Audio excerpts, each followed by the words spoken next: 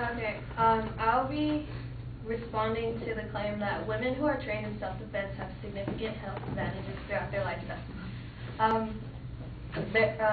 Kelly's supporting claims are, excuse me. First, women can benefit their physical health from self-defense training. Second, self-defense training for women strengthens mental stability. And third, women with more training are more likely to have strong emotional health. My response to this claim is that self-defense is not necessary for women to have health advantages. The advocate's first supporting claim states, women can benefit their physical health from self-defense training, and she continues on with the effects of self-defense training and what it does to our bodies. She states, self-defense training increases physical stamina, cardiovascular exercise strength, control, balance, flexibility, and body coordination, and overall physical activity. I have a counterclaim that says women can have significant health advantages with just a regular exercise routine. According to WebMD, regular exercise along with healthy eating can reduce your risk of heart disease and stroke, high blood pressure, diabetes, back pains, and osteoporosis.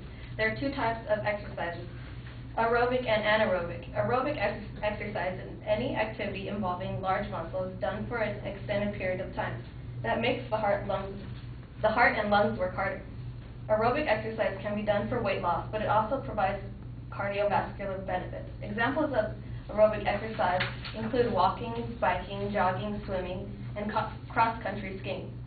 Anaerobic exercise usually refers to resistance training, such as lifting weights. It is done primarily for increased muscle mass. So why take a self-defense class when you can benefit from a regular exercise routine, such as taking a jog around the park? I will discuss this in the advocate's next supporting claim, which is self-defense training for women strengthens mental stability. The advocate goes on to say how self-defense training reduces the state of panic, health recovery chances, mental discipline, and understanding real-life situations. I think that having common sense strengthens your mental stability. According to the Rape, Abuse, and Incest National Network, approximately 2/3 of rapes were committed by someone known to the victim. 73% of sexual assaults were perpetuated by a non-stranger. 38% of rapists are a friend or acquaintance. 28% are intimate, and 7% are relative. So it's not even about having training in self-defense. It's about trusting people that are in your everyday life.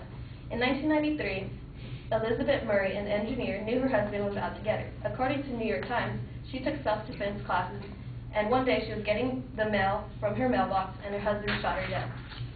Although self-defense training may seem like a good idea, it does not necessarily work against people who are armed with these types of weapons. Instead of taking self-defense classes to strengthen your mental stability, why not try to reduce your risk of having an attack using your common sense, such as avoid shortcuts that take you through isolated areas. If you're going out at night, travel in a group. So you don't have to take self-defense classes to prevent an attack. You can just use your common sense and exercise daily to stay healthy. The advocate's third supporting claim is that women with training are more likely to have strong emotional health. In her evidence, she states that a victim, Charlie Emery, was raped when she was 18. Ultimately, Emery did overcome the trauma of being raped, but it wasn't because of self-defense training. In an article on empowerher.com, Emery states, many times I would hear little voices in there trying to speak and say, this isn't life I want. This isn't the life I want. What are you doing? This isn't what are we supposed to be doing.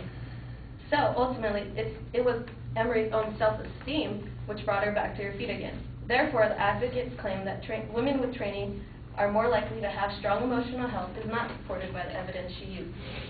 All in all, the advocate attempts to prove her point that self-defense training has significant health advantages for women, but fails to recognize any alternatives, and some of the evidence she provides does not help her main claim. Thank you.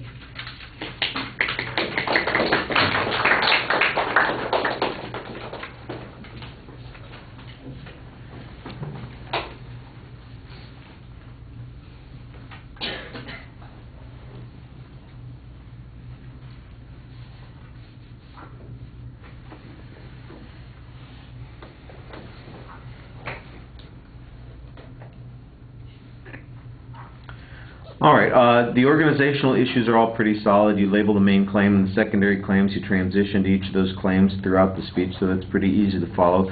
You've got a counterclaim on the first point suggesting that there are alternatives available to self-defense in order to get physical benefits, and you've got some evidence that talks about those particular issues. There's not really any discussion of whether or not the advocate's evidence suggested that there was some unique benefit. So you basically have a counterclaim here, which is a good counterclaim, but it ignores the grounds and the warrant that the advocate used on their particular point.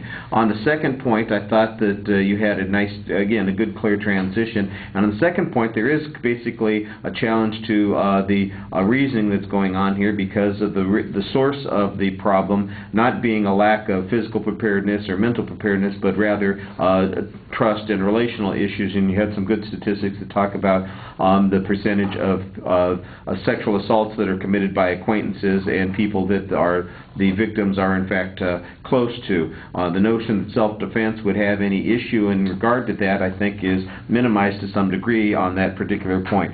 You've got an example of a woman who was killed by her husband. I'm not exactly sure if that example demonstrates that self-defense is worthless when it comes to these mental issues, but I guess it's better than having no examples on that particular point. On the third point, I think you were using the same example that the advocate used, and you're suggesting that the person that cited in this particular case changed the way they felt about themselves, not as a result of taking self-defense, but because of some inner alteration in their perspective. So there's a causality claim that's going on here, and it needed to be a little bit clear that this was the example that the advocate used. In your reference to the quote or the inner talk of the victim in this particular situation, I'm not sure it's as strong at pointing out the relation, your causality as it could be, and there might be some other ways to demonstrate that. It was relatively clearly presented, and like I said, very easily organized and easy to follow. Okay, thank you.